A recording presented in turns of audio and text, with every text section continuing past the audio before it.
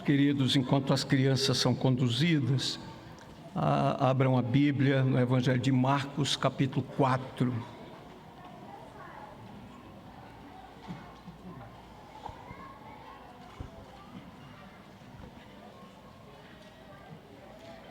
Nós vamos ler a partir do verso 35.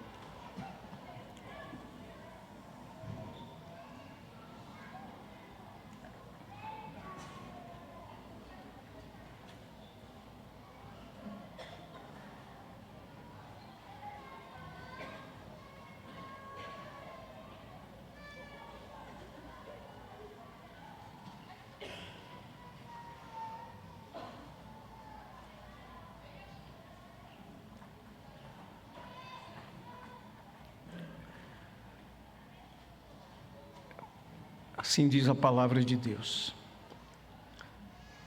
Naquele dia, sendo já tarde, Jesus disse aos discípulos: vamos passar para outra margem. E eles, despedindo a multidão, o levaram, assim como estava, no barco, e outros barcos o seguiam. Ora, levantou-se um grande temporal de vento e as ondas se arremessavam contra o barco, de modo que o mesmo já estava se enchendo de água.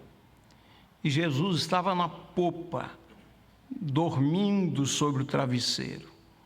Os discípulos o acordaram e lhe disseram: Mestre, o Senhor não se importa que pereçamos? E ele, despertando, repreendeu o vento e disse ao mar: acalme-se, fique quieto. O vento se aquietou e tudo ficou calmo. Então Jesus lhes perguntou: por que vocês são tão medrosos? Como é que ainda não têm fé? Eles, possuídos de grande temor, diziam uns aos outros: quem é este que até o vento e o mar lhe obedecem?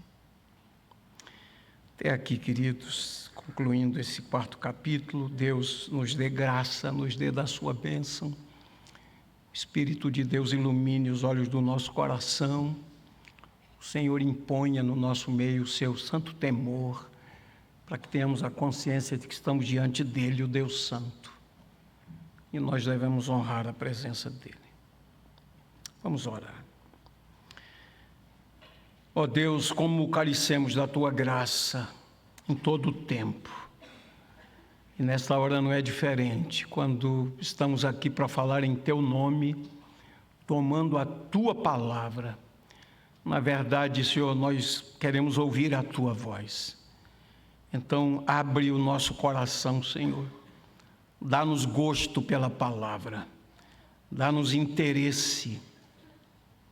Dá-nos fome e sede, Senhor, das Tuas verdades.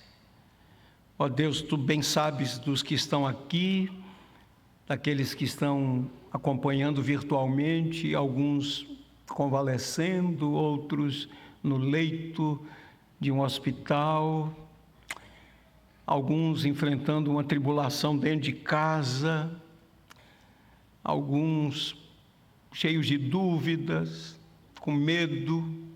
Senhor, Tu tens todo o poder para falar a cada um, para acalmar, para consolar, para reanimar. Dá-nos da Tua graça, Tu bem nos conheces, sabes da nossa estrutura, que somos pó, e nós dependemos inteiramente do Senhor. Venha ao nosso encontro nessa hora, Pai, e glorifica o Teu nome. Nós oramos em nome de Jesus. Amém. Amém.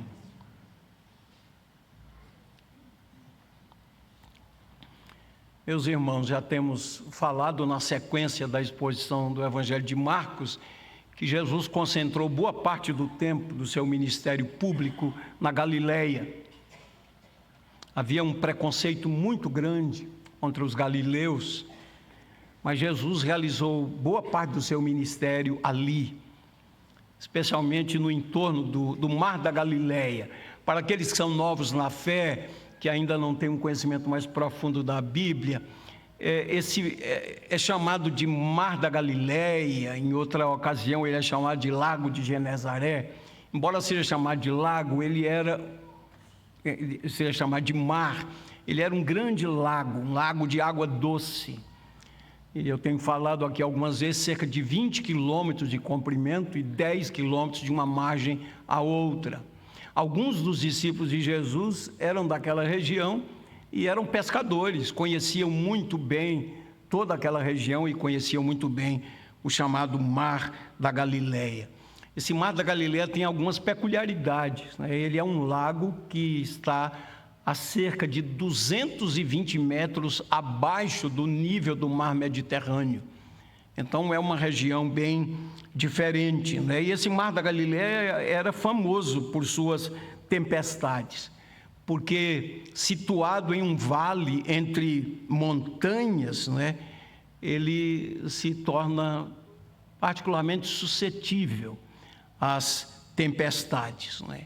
E os estudiosos, falando sobre esses acontecimentos no Mar da Galileia, explicam que o ar fresco do Mediterrâneo é puxado através das montanhas estreitas, e então esse ar fresco se encontra com o ar quente e úmido que repousa sobre o lago e, consequentemente, provoca essas tempestades, né?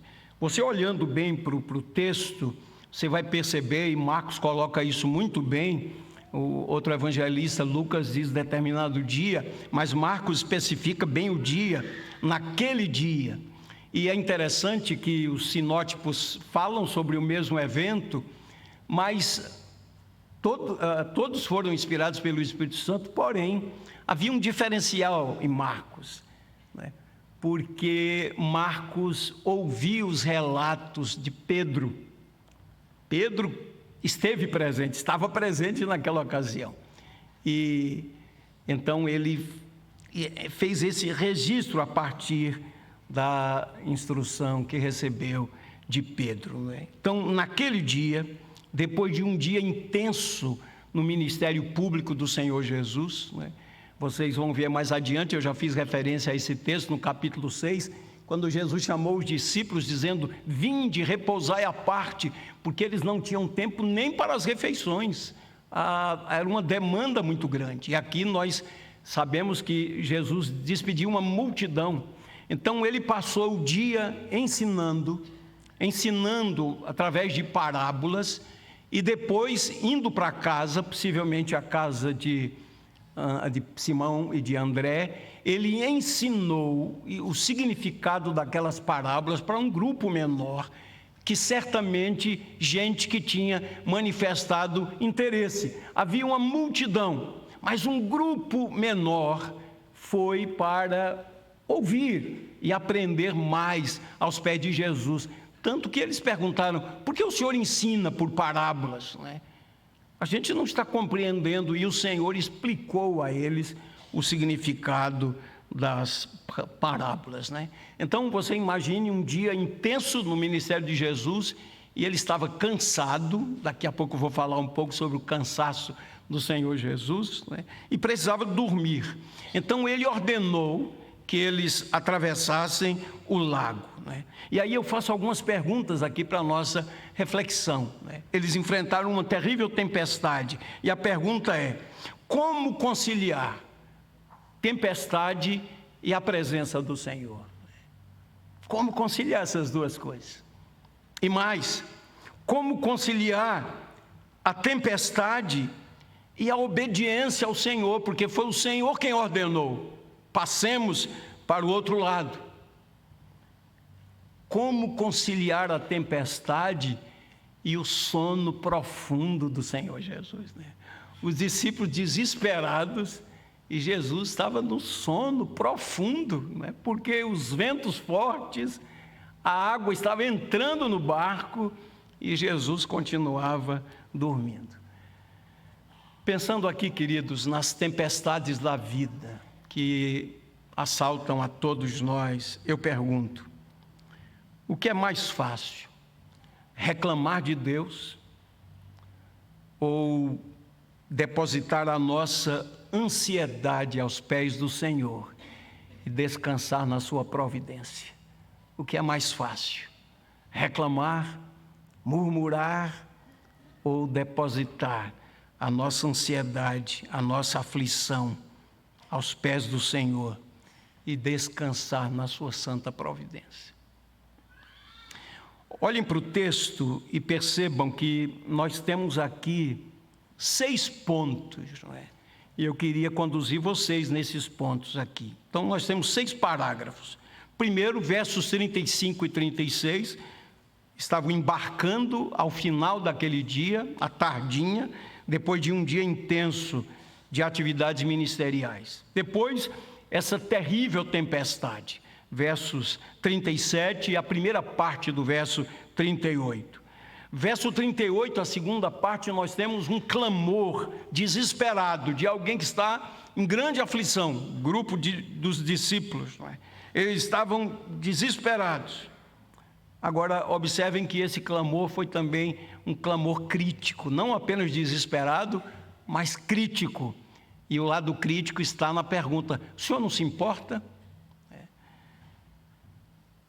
Quarto lugar, nós temos no verso 39 um milagre grandioso. Porque Jesus acordou, falou e veio a calma. Quinto lugar, uma repreensão amorosa. Por que é que vocês são tão tímidos? Por que é que vocês estão com medo? Vocês não creem ainda? E em sexto lugar, uma admiração reverente. 2 tipos de medo: o medo do desespero e o medo da admiração, do temor. Quem é este? Quem é este? Foi aí a W. Tozer que disse: nós precisamos redescobrir aquele ó, de ficarmos admirados com a beleza, com a majestade, com a grandiosidade, com a santidade de Deus. Queridos, como é perigoso nos acostumarmos com o sagrado, cantarmos aquilo em que não cremos, lermos a palavra com desleixo, com desatenção, aproveitarmos o momento de oração para fazermos alguma coisa, quem sabe dar um recado a alguém, nos levantarmos irreverentemente no meio do culto, às vezes no meio da pregação, irreverentemente, por nada, por desinteresse às vezes, irreverência. Como nós precisamos redescobrir quem é o Senhor, queridos. E nós vamos ver mais adiante alguns exemplos bíblicos de pessoas que, diante da revelação de Deus, ficaram com as pernas bambas, os joelhos batendo um no outro. Gente que disse: vou perecer. Então que Deus nos dê a graça, queridos, a graça de termos os nossos olhos abertos, nosso coração tocado, para entendermos o que significa viver na presença de Deus. Foi esse um ensinamento dos reformadores que cunharam uma expressão latina, coram Deo, na presença de Deus. Nós vivemos na presença de Deus. Quando nós estamos em um lugar onde ninguém nos conhece, nós estamos na presença de Deus. Em qualquer lugar, em qualquer ocasião, nós estamos na presença de Deus, na presença de um Deus que é santo, de um Deus que merece toda a reverência, toda a atenção, toda a obediência. De Deus não se zomba, não podemos brincar com Deus, queridos, não podemos ser levianos. E talvez o lugar mais perigoso seja o ambiente religioso, o mais perigoso, porque é onde nós encontramos hipócritas, é onde nós encontramos gente insensível, é onde nós encontramos gente que despreza o Senhor e a sua palavra. Mas o ambiente é maravilhoso quando há reverência, santo temor, admiração, quando nós ficamos espantados, maravilhados. Quem é este? Quão grande é o Senhor? Quem sou eu? Quem sou eu para me atrever a chegar na presença de Deus? E às vezes, queridos, como nós ofendemos o Senhor, porque nossas orações são superficiais, são ladainhas, são blá blá blá, não tem sinceridade, não tem profundidade, não tem fundamentação. O Senhor disse por boca do profeta Isaías: quando vocês levantam as mãos e multiplicam as orações, eu não posso ouvir. Suas mãos estão manchadas de sangue, suas vidas são irregulares, são vidas dúbias, vidas paralelas. Eu não posso suportar iniquidade associada ao ajuntamento solene. Ó, queridos, que ao final dessa exposição, que o nosso coração se curve diante do Senhor, que a gente volte para casa diferente, que a gente compreenda o que significa estar na presença do Senhor.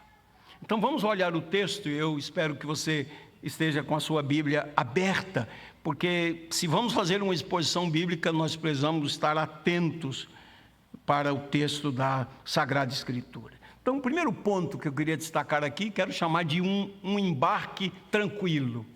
Ora, estavam com Jesus, Jesus foi que ordenou, vamos para o outro lado.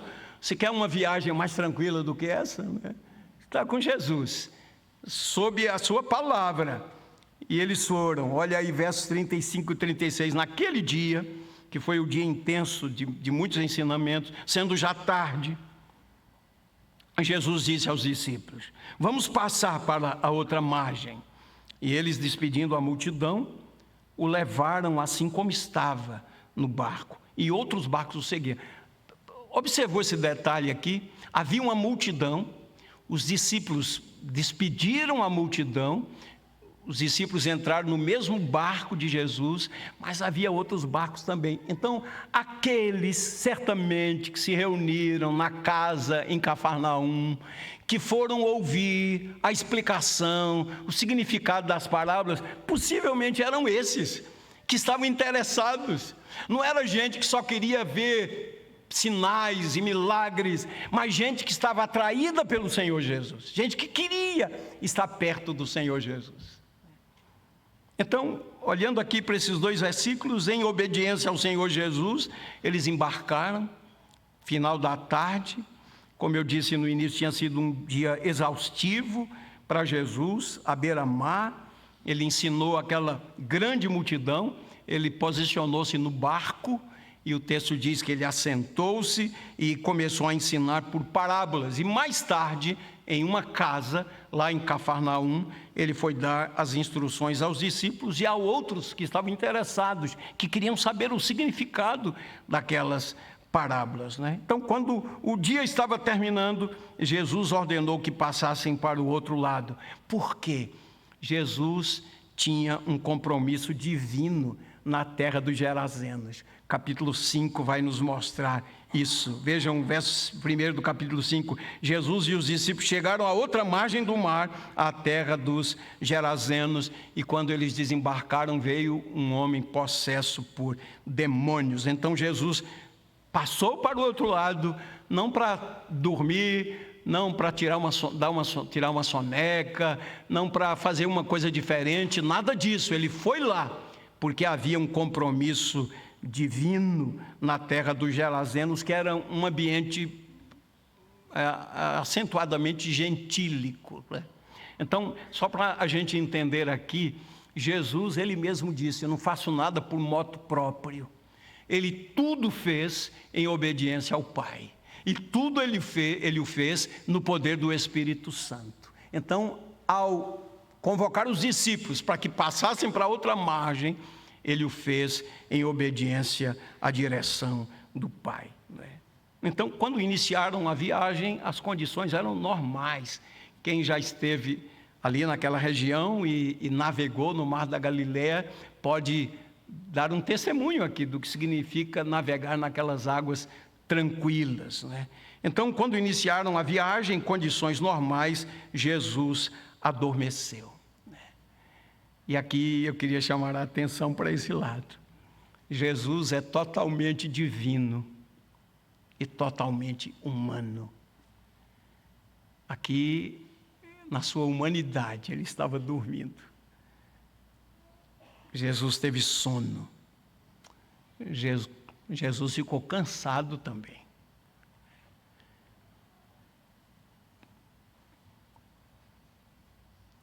Aqui nós temos uma evidência da plena humanidade de Jesus. E quando nós aprendemos, queridos, que o Verbo se fez carne e habitou entre nós, isso é uma mensagem maravilhosa do Evangelho, porque o Deus de Deus, a segunda pessoa da Trindade, plenamente Deus, deixou a glória, a si mesmo se esvaziou. O Senhor dos Senhores assumiu uma posição de servo, humilhou-se. A plena humanidade de Jesus é uma mensagem graciosa do Evangelho de Deus. Significa dizer, Deus se importa. Deus não é aquele que criou todas as coisas e se afastou e deixou sua criação. Não, Deus se importa, Deus vê, Deus ouve, Deus age, Ele intervém. A maior prova disso é que Ele mandou o seu Filho. O seu Filho agregou humanidade à sua divindade. E esse aspecto é muito importante, não é? Porque a Bíblia diz, Gálatas 4, que na plenitude do tempo, Deus enviou o seu Filho, nascido de mulher, nascido sob a lei, para resgatar os que estavam debaixo da lei. Isso é grandioso. A humanidade de Jesus não é apenas um detalhe, e nem é detalhe. A humanidade de Jesus está dentro do plano eterno de Deus, não é? Jesus entrou na história, num determinado tempo, numa determinada localização geográfica. Aquele menino, aquele bebezinho que nasceu em Belém da Judéia, nasceu em Belém da Judéia para ir à cruz. A cruz não foi um acidente, não foi a derrota, a cruz foi a vitória do Senhor Jesus sobre a morte. Foi a vitória de Jesus sobre o diabo, Satanás, sobre o reino das trevas. Ele triunfou. A encarnação de Jesus fala da sua identificação com o ser humano, porque ele se fez um de nós, para levar sobre si a ira santa de Deus e nos conceder a graça e a bênção da salvação. Louvado seja o nome do Senhor, queridos. Isso é grandioso e muito especial no Evangelho. Eu tinha separado aqui alguns textos que falam que mostram essa evidência da plena humanidade de Jesus. Por exemplo, ele teve fome quando lá no deserto estava sendo tentado pelo diabo. Teve fome, tem outro registro, Mateus capítulo 21, verso 18. Ele teve sede, ele pediu água à mulher samaritana, ele teve sede quando estava padecendo na cruz. Ele ficou cansado também. João capítulo 4, o mesmo texto do encontro com a mulher samaritana, diz que ele parou para descansar, ele estava cansado.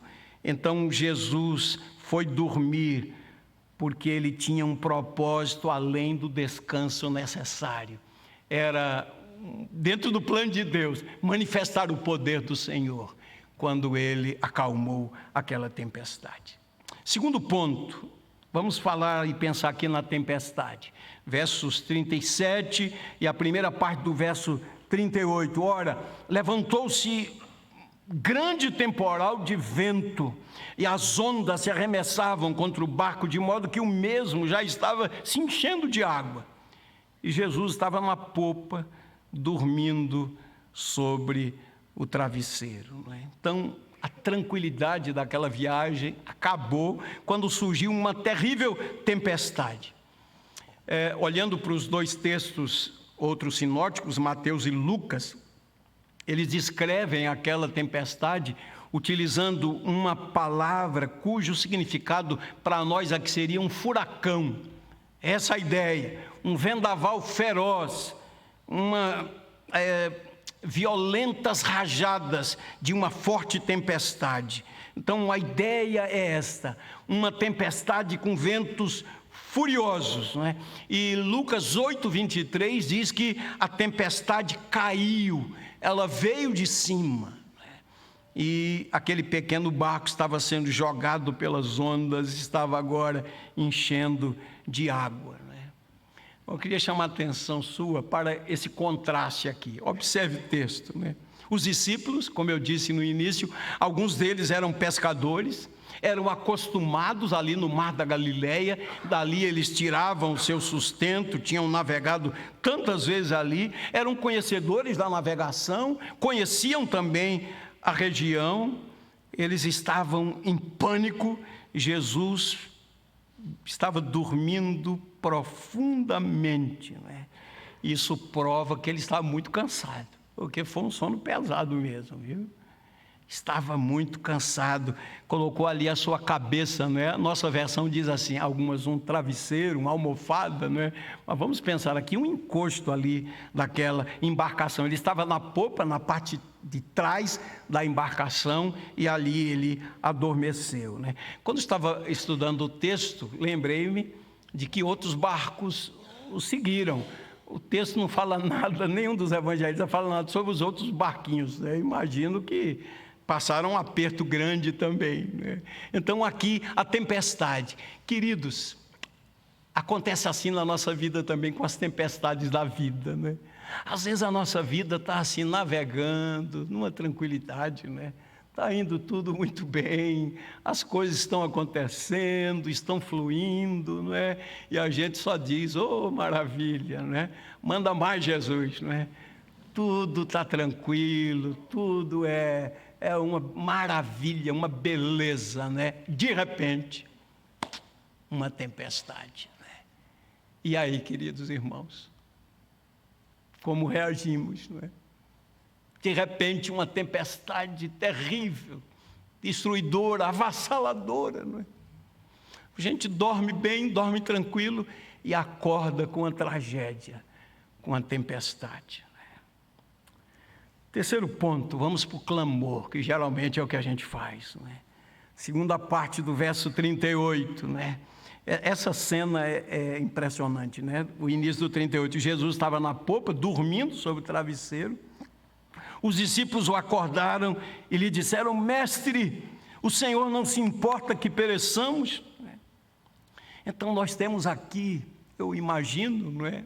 Os gritos de homens que estavam apavorados, né? Assustados. Mateus diz assim, eles vieram a Jesus e o acordaram dizendo, Senhor, salve-nos, estamos perecendo. Lucas diz, mestre, estamos perecendo. E aqui no nosso texto, Marcos diz que eles acordaram o Senhor Jesus e perguntaram, mestre, o Senhor não se importa que pereçamos?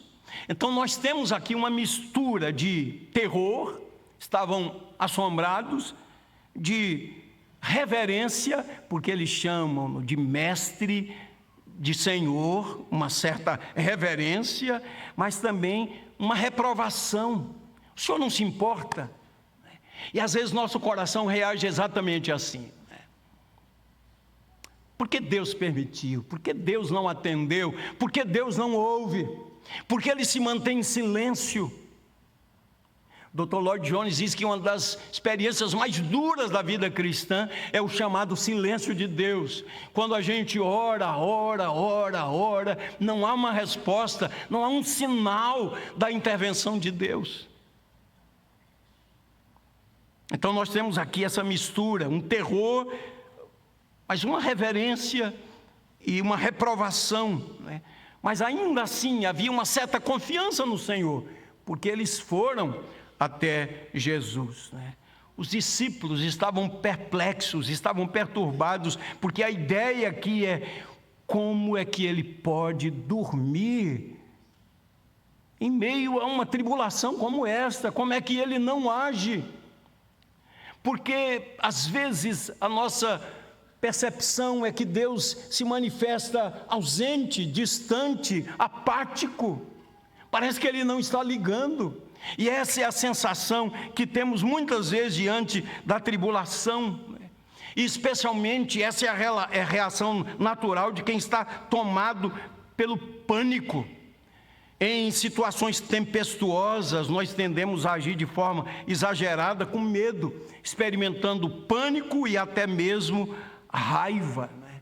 Porque, de certa forma, eles estavam culpando também o Senhor Jesus por causa da sua inação. Como é que o Senhor não está agindo, né?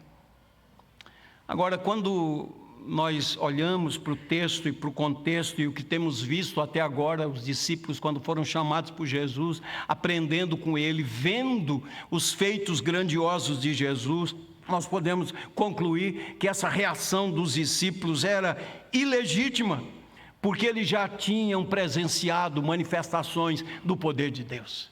Eles já tinham presenciado Jesus libertando pessoas. Eles já tinham presenciado Jesus curando pessoas. Eles já tinham aprendido aos pés do Senhor Jesus.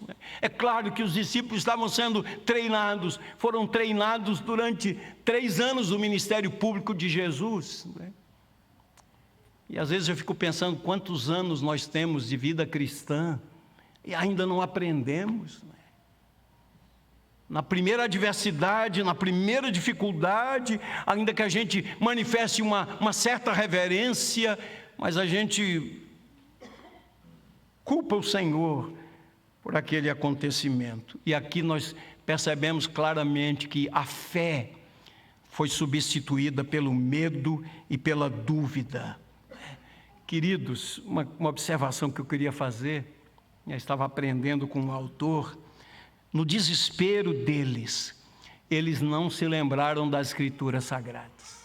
Na verdade, eles estavam ainda conhecendo o Senhor Jesus. E a pergunta ao final é: quem é este? Eles estavam aprendendo, mas com certeza, queridos, sendo eles judeus, eles tinham ouvido a leitura das Escrituras, da lei, dos profetas, dos salmos. Por exemplo, Salmo 65, versos de 5 a 7, com tremendos feitos nos respondes em tua justiça, ó Deus, Salvador nosso, esperança de todos os confins da terra e dos mares longínquos. Com a tua força consolidas os montes, cingido de poder. Tu acalmas o rugido dos mares, o ruído das suas ondas e o tumulto dos povos. Salmo 89, verso 9, ó Senhor, Deus dos exércitos, quem é poderoso como Tu és, Senhor, com a Tua fidelidade ao redor de Ti, dominas a fúria do mar, quando as suas ondas se levantam, Tu as acalmas. Salmo 107, a partir do verso 23, os que tomando navios descem aos mares, os que fazem comércio na imensidade das águas, esses veem as obras do Senhor e as suas maravilhas nas profundezas do abismo, pois Deus falou e fez levantar o vento tempestuoso que elevou as ondas do mar, subiram até os céus, desceram até os abismos. No meio dessas angústias, desfalecia-lhes a alma. Andaram e cambalearam como bêbados e de nada adiantou a sua habilidade. Então, na sua angústia, clamaram ao Senhor e Ele os livrou das suas tribulações. Fez cessar a tormenta e as ondas se acalmaram. Então eles se alegraram com a calmaria e assim os levou ao porto desejado. Que eles deem graças ao Senhor, porque por sua bondade e por suas maravilhas para com os filhos dos homens. Eles tinham essas escrituras. Certamente eles conheciam essas escrituras. Obviamente que eles estavam no início da caminhada com o Senhor Jesus, mas nós lemos lá João 13, já nos dias finais de Jesus na terra, antes da sua morte. João capítulo 13, verso 1 diz: tendo amado os seus, amou-os até ao fim. Esse é Jesus, este é o nosso Senhor, é o nosso Salvador. Queridos, eu tenho procurado aprender com o pastor John Piper um tema que ele aborda, que eu considero difícil, quando ele fala sobre o sofrimento. E ele diz que há em Deus propósitos quando Ele permite o sofrimento. E Ele chama a atenção da necessidade que temos de amar a Deus, de conhecer a Deus, de depender de Deus.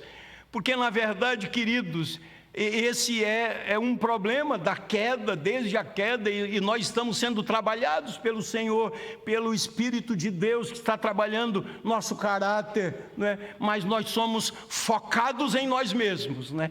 Deus é bom, desde que a pessoa amada, em favor de quem eu orei, não morra. Deus é bom. Deus é bom se eu não perder meu emprego. Deus é bom apenas se eu não perder meu emprego. Deus é bom se a doença não chegar em minha casa, se ela não me atingir. Deus é bom. Queridos, o que a Bíblia ensina, e essa é uma ênfase do pastor John Piper com base na Bíblia, ele diz que nós precisamos aprender no meio das tribulações a sermos cada vez mais satisfeitos em Deus. É Ele quem nos satisfaz. Mesmo quando andamos pelas adversidades, enfrentamos diversidades, andamos em meio às tribulações.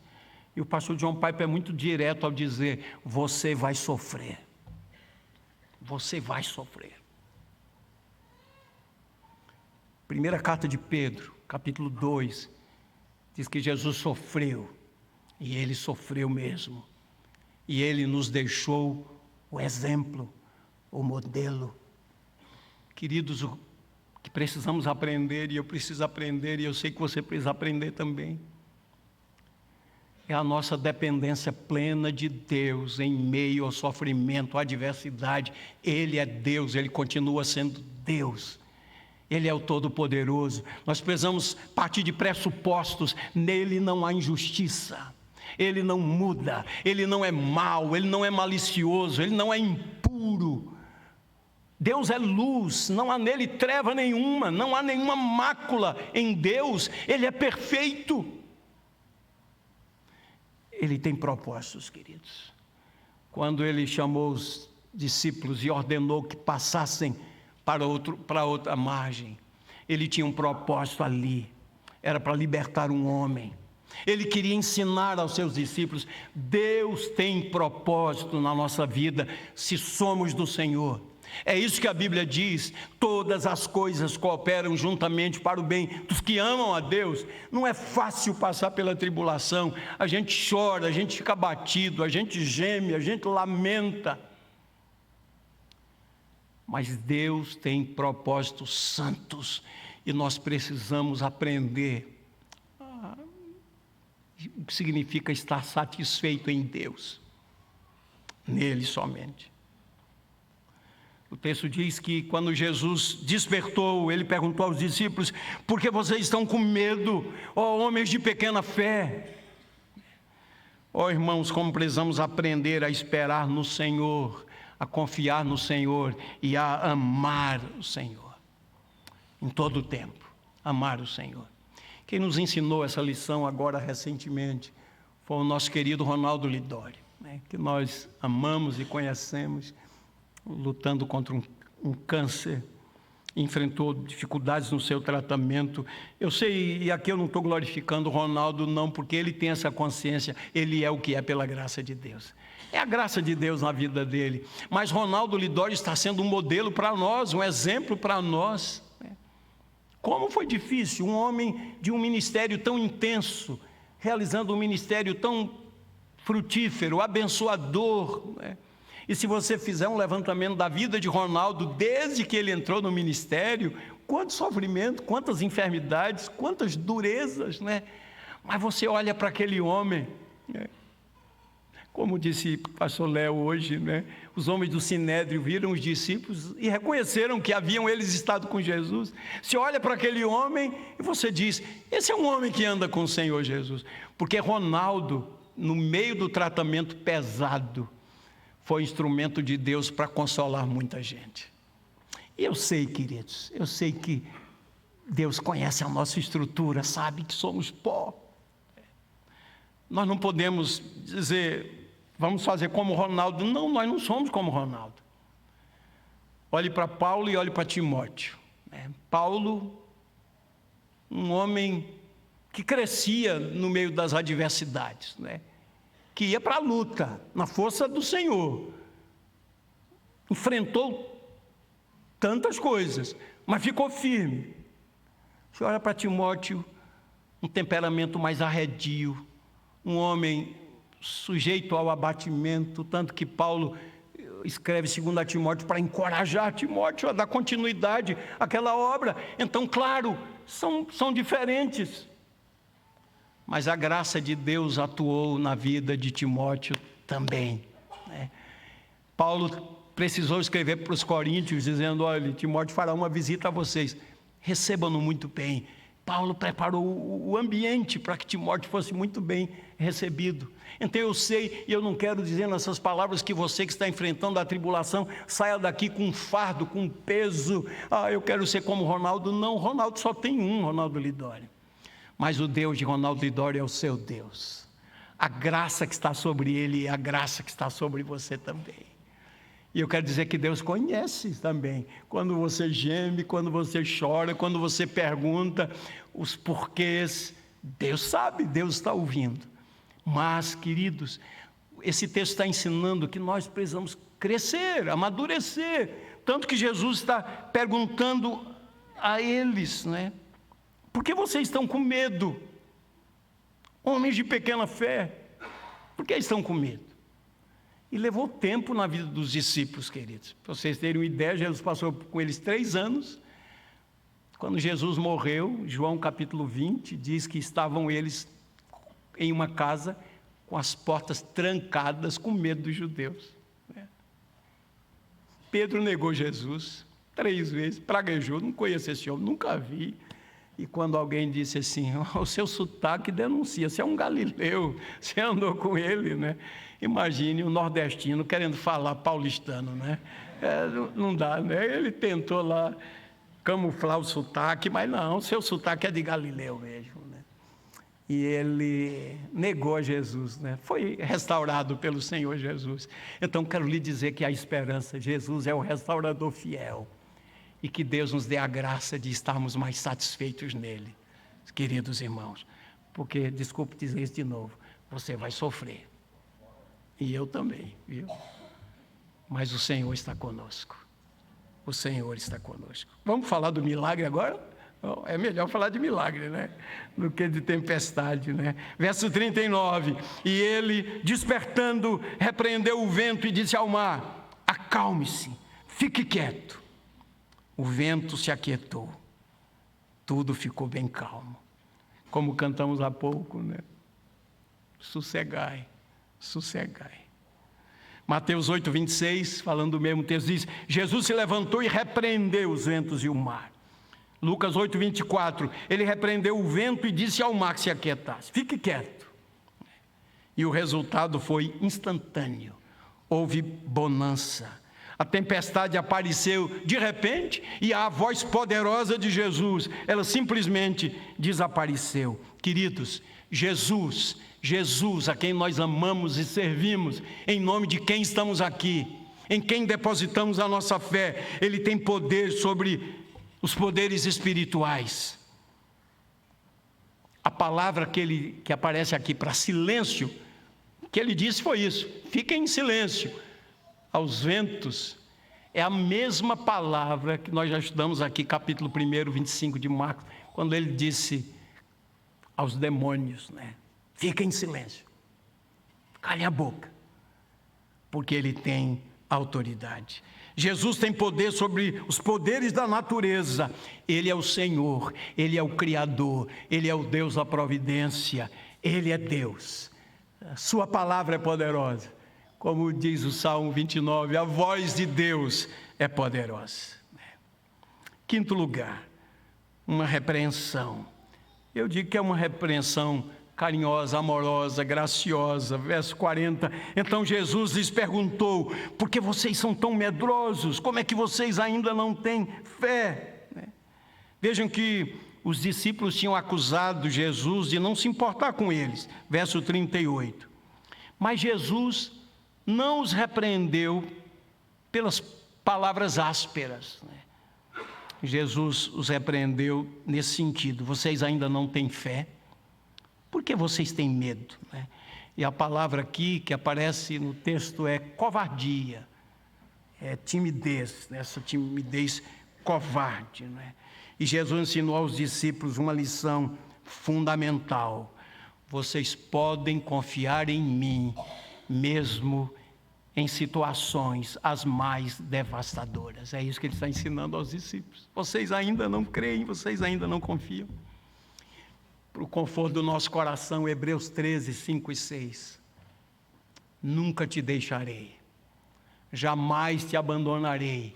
Assim, afirmamos confiantemente essa verdade. O Senhor é o meu auxílio, não temerei. 1 de Pedro 5,7. Lançando sobre ele toda a vossa ansiedade, porque ele tem cuidado de vós. Salmo 55, 22. Confia ao Senhor os teus cuidados e ele te proverá. Jamais permitirá que o justo seja abalado. Romanos 8. Paulo diz com muita convicção de um homem que sofreu: estou bem certo de que nem morte nem vida, nem anjos nem principados, nem coisas do presente nem do porvir, nem altura nem profundidade, nem qualquer outra criatura poderá separar-nos do amor de Deus que está em Cristo Jesus, nosso Senhor. Você crê assim? Amém. E por fim, queridos, eu queria que nós terminássemos essa exposição maravilhados, Eles ficaram maravilhados, possuídos de grande temor. Aqui é aquele medo da admiração, a ideia que é do espanto. Eles ficaram boquiabertos, espantados, por causa de tudo que Jesus revelou a respeito de si mesmo, pela manifestação do seu poder. O texto de Mateus 8, 27 diz: aqueles homens ficaram admirados, dizendo: quem é este que até os ventos e o mar lhe obedecem? E aí eu separei aqui alguns servos de Deus, alguns exemplos bíblicos. Por exemplo, Abraão. Gênesis 18, 27. Abraão continuou: eis que me atrevi a falar ao Senhor, eu que sou pó e cinza. Jó, que a gente conhece tão bem: eu te conhecia só de ouvir, mas agora os meus olhos te veem. Por isso me abomino, me arrependo no pó e na cinza. Manoá, o pai de Sansão, diante de uma manifestação de Deus, a gente lê em Juízes 13, 22, ele ficou com as pernas tremendo, os joelhos batendo um no outro, diante dessa manifestação poderosa do Senhor. Isaías, que conhecemos tão bem: ai de mim, porque eu sou um homem de lábios impuros, habito no meio de um povo de impuros lábios, os meus olhos viram o Senhor dos exércitos. Ai de mim. Ezequiel, que é um livro tão impactante, profeta, capítulo 1, de 26 a 28, ele tem a visão da glória divina. E o texto diz assim: por cima do firmamento que estava sobre a cabeça dos seres viventes, havia algo semelhante a um trono, como uma safira. E sobre essa espécie de trono estava sentada uma figura semelhante a um ser humano. Vi essa figura, era como metal brilhante, como um fogo ao redor dela, desde a sua cintura e daí para cima, e desde a sua cintura e daí para baixo. Vi que essa figura era como fogo, e havia resplendor ao redor dela, como o aspecto do arco que aparece nas nuvens em dia de chuva, assim era o resplendor ao redor. Esta era a aparência da glória do Senhor. Ao ver isto, caí com o rosto em terra, e ouvi a voz de quem falava diante da glória do Senhor. Caiu com o rosto em terra. Daniel, esse homem de Deus, Daniel aqui, capítulo 10, já era um idoso. Verso 9: contudo, ouvi a voz das suas palavras, e ouvindo essa voz, caí sem sentidos, com o rosto em terra. Daniel, esse homem de Deus. João, Apocalipse, capítulo 1, versículo 7, quando ele teve a visão de Jesus glorificado. Ao vê-lo, caí aos seus pés como morto. Porém, ele pôs sobre mim a mão direita, dizendo: não tenha medo, eu sou o primeiro e o último. Jesus é o mesmo ontem, hoje e eternamente. Eu digo a você essa palavra do Senhor Jesus: não tenha medo, eu sou o primeiro e o último. Está difícil, está doendo, é uma grande tempestade, é uma grande tribulação. Deus tem propósitos, que você aprenda a amar a Deus, viver para a glória de Deus e ficar maravilhado diante dEle. Maravilhado, extasiado, espantado. Ele é Deus, Ele é o Todo-Poderoso. Jesus é o Filho de Deus, o Criador, o controlador do mundo. Seu cuidado compassivo é real. Naquela ocasião, Ele resgatou os seus discípulos. Então, quero fazer algumas breves aplicações aqui, queridos irmãos, concluindo essa palavra. Primeiro, chamar a atenção mais uma vez para as duas naturezas do Senhor Jesus. Isso é extraordinário, né? Jesus veio como homem sem pecado para dar a sua vida pelos pecadores. Ele cumpriu toda a justiça de Deus. Foi batizado por João Batista. João Batista nem queria batizá-lo. Eu é que pensei ser batizado pelo Senhor, né? E ele disse: não, vamos cumprir toda a justiça de Deus. Jesus foi humilhado, o mais desprezado entre os homens, o Rei da Glória, o mais desprezado entre os homens. Ele veio para dar a sua vida e para resgatar o povo de Deus. Então, Ele é Deus, Ele é homem. Como Deus, Ele está no trono, Ele conduz a história, Ele reina e Ele voltará. Oh, que nós sejamos discípulos de Jesus, que reflitamos a luz de Jesus, vivamos para a glória do Senhor. Segundo lugar, no mundo nós enfrentamos provações e tribulações. Isso é fato. Nós vamos sofrer nesse mundo. E devemos descansar no caráter de Deus, com a certeza da presença de Deus, do plano de Deus. Porque todas as coisas cooperam juntamente para o bem daqueles que amam a Deus. Devemos descansar na promessa de Deus, com essa certeza. Ele está presente, né? Esse Jesus dormiu na sua plena humanidade, o guarda de Israel nem dormita nem dorme, nem cochila e nem dorme. Louvado seja o nome do Senhor, queridos. Que nesta noite saiamos daqui maravilhados com a beleza do Senhor, colocando o nosso coração diante dEle.